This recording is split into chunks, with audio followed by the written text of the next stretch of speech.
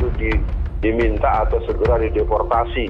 Kurang ajar lu di kampung orang ya, nggak tahu diri. Sebetulnya Paus itu diminta atau segera dideportasi untuk segera pulang karena Anda tidak cocok untuk menimbulkan kerukunan. Justru kedatangan Anda menimbulkan keresahan. Orang ya nggak tahu diri kan. Kurang ajar lu di kampung orang ya, nggak tahu diri kan. Nah teman-teman, salah satu pemuka agama atau ustadz dari agama Islam yang sangat sakit hati terkait dengan kedatangan Paus Fransiskus di Indonesia.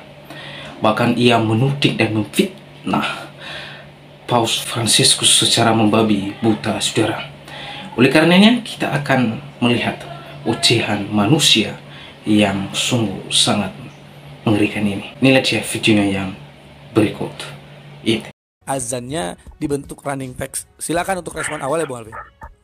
Respon awalnya ada 3. Dulu gonggongan anjing, sekarang running text. Itu yang pertama.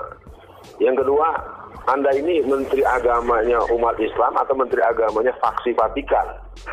Kelihatannya ini jadi serius ya. Saya ingin mengatakan kepada pemirsa, ini adalah pandangan awal saya. Dan yang ketiga, mestinya mereka yang menyesuaikan dengan kita yang 90% Muslim. Kok datang ke rumah orang tuan rumah yang diatur-atur? Ini berarti menteri agamanya ini perlu diduga, patut diduga dia adalah bagian daripada misi daripada kedatangan Paus itu. Harusnya dia katakan, Paus, Anda datang ke negeri kami mayoritas Islam, Boyum menyesuaikan. Kalau ada ya sekalian saja nanti, mulai misa 7:30, kenapa mesti dari sore? Selesai semua urusan, selesai azan segala macam. Enak aja masuk ke rumah orang, ngatur-ngatur tuan rumah gitu ya. Ini tentu komplain utamanya ya kepada Budi Ari juga, kenapa nggak mempertanyakan itu, nanti gimana Pak kalau kenapa-napa kena saya gitu kan. Sekali lagi baik Budi Ari maupun Menteri Agama yang mereka kan teman-teman semua yang masuk pada barisan orang-orang yang boleh dibilang tidak kompromi dengan syiar Islam apalagi dakwah dan jihad. Itu respon awal. Ya, Bung Alfian, ini kan betul Bung Alfian sampaikan, harusnya tamu itu menghormati, dan juga harusnya kan kalau kita baca tadi kan Bung Alfian, ternyata ini tuh dari suratnya ini, permohonan ini dari Direktur Jenderal Bimbingan Islam dan Direktur Jenderal Bimbingan Masyarakat Katolik dan juga Kementerian Agama. Nah berarti kan mereka sebelum ini ngobrol dulu tuh Bung Alfian, ya kan? Nah berarti kan orang Katolik di Indonesia berarti kurang ajar juga nih. Harusnya kan tamu menyesuaikan, yang benar kata Bung Alfian. Nah Bung Alfian, ini kan artinya ada misi kristenisasi yang sangat jelas nih Bung Alfian. Yang unik, kalau Bung Alfian baca berita, jadi ada satu agenda Paus itu ingin datang ke Istiqlal, ingin mempromosikan kerukunan agama. Ini menurut saya kurang ajar Bung Alfian. Seolah terbangun kesan umat Islam lah yang sering membuat kerusuhan antar umat beragama. Harusnya datang tuh ke katedral. Kan yang menghina agama Islam itu Ahok, yang merusak kerukunan beragama itu orang Kristen. Kenapa datangnya ke Istiqlal untuk promosi kerukunan agama? Ini gimana Bung Alfian? Ya, yang jelas buat semua pemirsa, hari ini saya hanya ingin mengingatkan kita, apakah kita sudah kehilangan ruhul iman, ruhul tauhid, dan nilai sensitivitas kita sebagai orang-orang yang memiliki ghirah. Nah kalau ada pertanyaan, apalagi ada pernyataan tertentu, yang namanya Bimas Katolik kan mesti konsultasi dengan Menteri Agama dong, dia kan bagian dari situ. Jadi Menteri Agama ini terus terang menurut saya pesankan kepada pemerintah yang akan datang, pastikan Menteri Agamanya bukan dia lagi orang itu satu.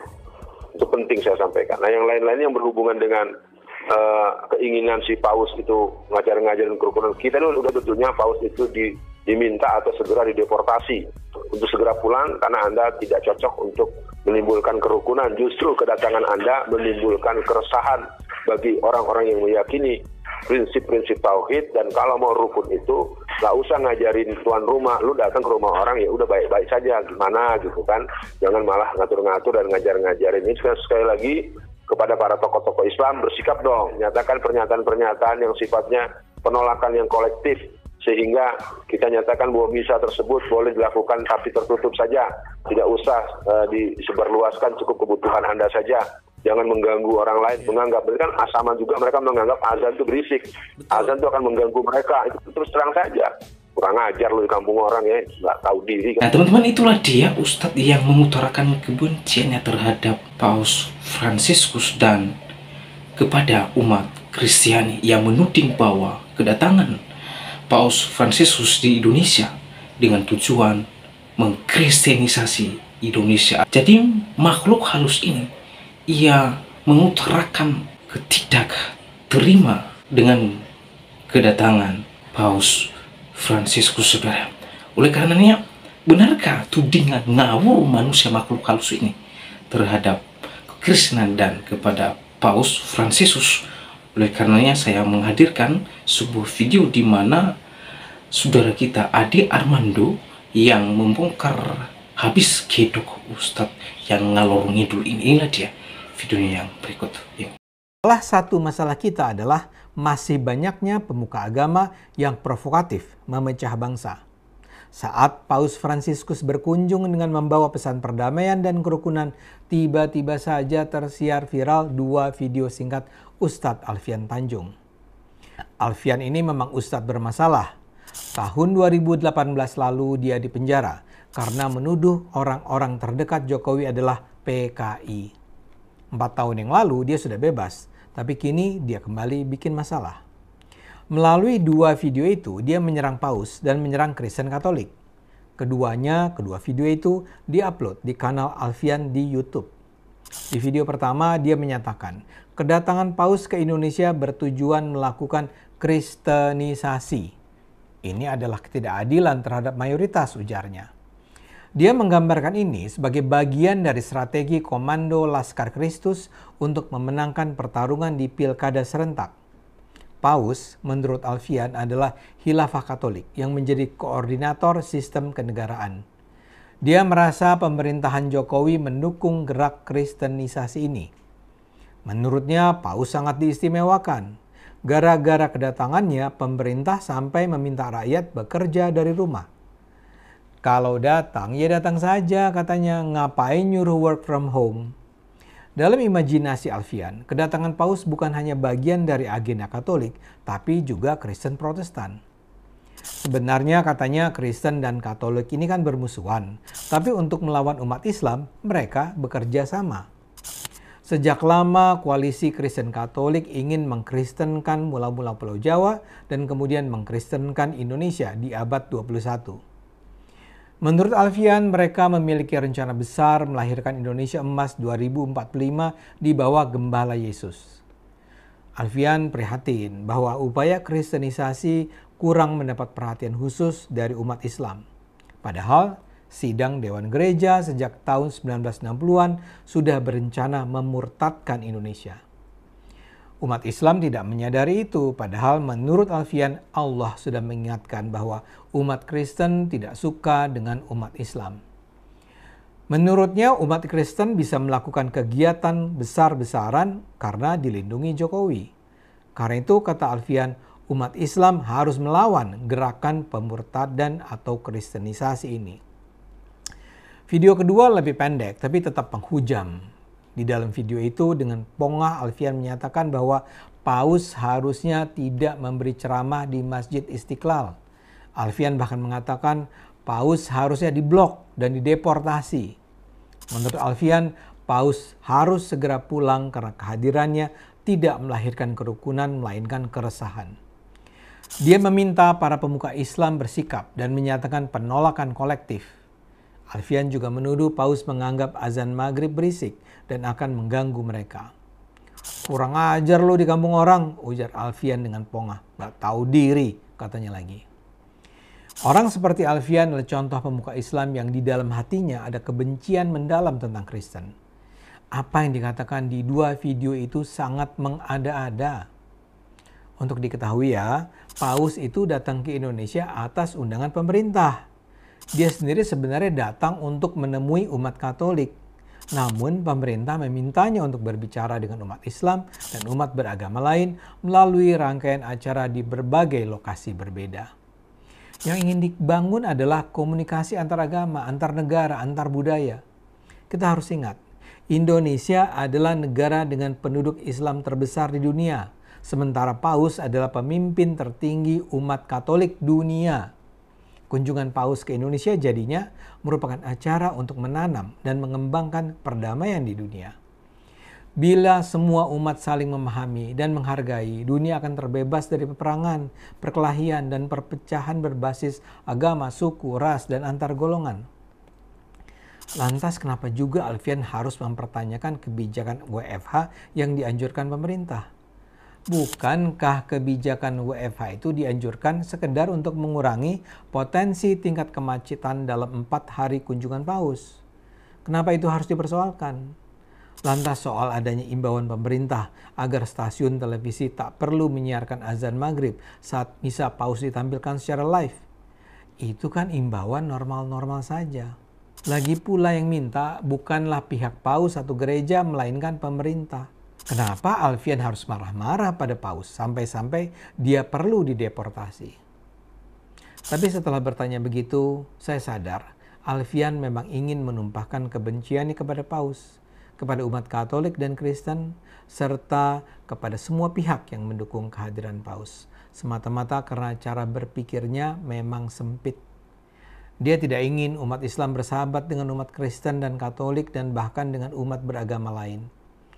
Orang seperti Alfian Tanjung ini adalah salah satu sumber masalah di Indonesia sejak lama. Pria yang kini berusia 50 tahun ini punya masa lalu yang memang tidak bersih. Dia misalnya pernah menuduh pendeta dan gereja melarang jemaatnya untuk mengikuti vaksinasi, sesuatu yang sama sekali tidak benar. Lantas dalam Pilgub DKI 2012 beredar pesan singkat dari Alfian agar masyarakat menyelamatkan Jakarta dari pemimpin yang memiliki hubungan kuat dengan anasir komunis, Kristen, dan kafir sekuler. Dia ketika itu mendukung pasangan Fauzi Bowo Nahrawi. Tuduhan soal anasir komunis, Kristen, dan kafir sekuler itu nampaknya dia tujukan pada pasangan Jokowi Ahok. Seperti Anda lihat, tuduhan itu jelas mengarang bebas. Lalu seperti saya sebut di awal, pada 2018 Alfian dijatuhi vonis penjara 2 tahun. Ini terkait dengan pidatonya di Masjid Mujahidin Surabaya. Dalam ceramahnya itu ia menyebut koordinator staf sus Presiden Teten Masduki sebagai antek PKI. Dia juga menuduh pihak Istana Kepresidenan kerap menggelar rapat soal PKI setiap pukul 8 malam sejak Mei 2016. Dia diadukan ke polisi. Pengadilan akhirnya memutuskan Alfian terbukti bersalah melakukan tindak pidana ujaran kebencian atau menimbulkan kebencian di muka umum. Dia dihukum penjara sampai 2020. Alfian sempat naik banding namun Mahkamah Agung menolaknya dan tetap menghukum Alfian selama 2 tahun penjara. Pada tahun 2018 juga Alfian sebenarnya diajukan pula ke pengadilan gara-gara cuitannya di Twitter yang menyebut PDIP 85% isinya kader PKI. Ya, tapi dibebaskan dari tuduhan karena ia hanya mengcopy paste kalimat itu dari media yang tidak terdaftar di Dewan Pers. Jadi Alfian adalah contoh dari pemuka agama yang bisa terus mengganggu kedamaian di Indonesia. Saya sendiri tidak tahu persis seberapa populer dia sekarang. Tapi dia cukup aktif memproduksi konten misalnya di YouTube. Beberapa videonya disaksikan cukup banyak penonton, bisa oleh lebih dari 100.000 orang. Pelanggan kanal YouTube-nya sendiri mencapai lebih dari 200.000 subscriber. Penontonnya pun aktif berkomentar. Jadi rangkaian ujaran kebencian yang ia lontarkan saya duga cukup kuat menyebar di kalangan umat Islam. Pikiran sempitnya ia tularkan ke banyak muslim. Saya tentu bukan termasuk orang yang akan mendorong pemerintah memblok akun Alfian atau bahkan mendorong siapapun untuk mempolisikan dia. Saya percaya orang seperti Alfian berhak bersuara. Tapi apa yang disampaikan Alfian perlu diperhatikan dan di-counter kalau dirasa perlu. Karena itu saya mengajak Anda semua untuk mengikuti ujaran demi ujarannya di media sosial. Dan kalau memang bermasalah, kita sebaiknya menjawabnya. Ayo gunakan akal sehat. Karena hanya kalau kita gunakan akal sehat, Indonesia akan selamat. Nah teman-teman, jelas ya apa yang telah disampaikan oleh Bang Ande Armando terkait dengan pemuka agama atau ustadz yang ngalor ngidul ini. Ya, ustadz yang ngalor ngidul ini sungguh sangat menyedihkan sikapnya. Ya, tidak pantas dijadikan atau disebut sebagai pemuka agama. Tidak pantas untuk dijadikan teladan, tidak pantas untuk ditiru gaya manusia karena ia belum selesai dengan dirinya. Apa yang belum selesai terkait dengan kebenciannya terhadap kekristenan dan kepada Paus Fransiskus. Nah, Ade Armando membongkar habis kehidupan dan kehidupan manusia makhluk halus ini. Nah, di dalam penjelasan Bang Ade Armando, maka saya melihat ada 3 kesimpulan yang perlu kita perhatikan. Yang pertama, ustadz atau pemuka agama ini adalah seorang pemuka agama yang bermasalah.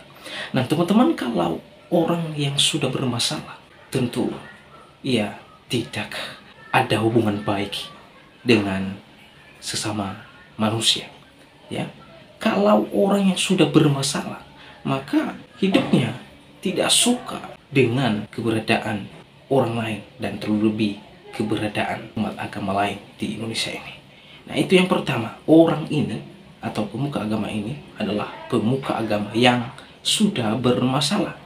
Kemudian, pemuka agama ini adalah pemuka agama yang benci terhadap kekristenan. Saudara, kalau sudah mendarah daging atau sudah ada kebencian di hati seseorang tersebut, mau orang lain berbuat baik, berbuat apa saja dan berbuat kebenaran, maka di dalam hatinya dia terus menfitnah dan juga mengatakan itu tidak benar. Pasti ada tujuan lain kedatangan Paus Fransiskus di Indonesia. Jadi orang seperti ini adalah orang yang sedang sakit, ya. Yang sedang sakit. Sakitnya itu apa? Ya, sakit hati dan menaruh kebencian terhadap agama lain, terlebih kepada kekristenan. Karena saya melihat dia terus menyinggung dan memberitakan tentang kristenisasi di Indonesia ini. Ketika dia diwawancarai, maka ia terus menuding orang Kristen bahwa orang Kristen ini melakukan kristenisasi di Indonesia, ya. Dan terlebih dengan kedatangnya Paus Fransiskus, maka ia mengatakan memperkuat proses kristenisasi. Wow, sungguh sangat memprovokasi suatu keadaan yang kemudian ustadz atau pemuka agama ini ia pernah dipenjara dengan kasus ujaran kebencian. Jadi teman-teman, apa yang kita dengarkan dengan manusia yang pernah dipenjara? Jadi tidak ada sesuatu hal yang kita dengar, yang kita dapatkan di dalam pencerahan. Yang kita lihat, yang kita dengar adalah hanya kebencian terhadap agama. Kita dapat menyimpulkan bahwa pemuka agama ini adalah pemuka agama yang cetek dan sempit pemikiran. Jadi oleh sebab itu kita dapat menyimpulkan bahwa ada 3 hal masalah manusia ini. Yang pertama, ustadz ini atau pemuka agama ini adalah pemuka agama yang bermasalah, pemuka agama yang menaruh hate terhadap kekristenan. Dan yang ketiga, pemuka agama ini adalah pemuka agama yang pernah dipenjara oleh karena ujaran kebencian. Jadi kita sebagai umat Kristiani, kita tidak perlu terpancing emosi kepada makhluk halus ini, karena manusia ini hanya memprovokasi dan memperkeruh situasi. Oleh karenanya, bagaimana tanggapan pada saudara setelah menyaksikan videonya? Yuk berkomentar di kolom komentar. Kiranya komentar saudara komentar yang membangun, yang mengedukasi, yang mencerahkan kita semua. Demikian video saya kali ini, sampai bertemu di video saya selanjutnya. Tuhan Yesus memberkati kita semua. Shalom.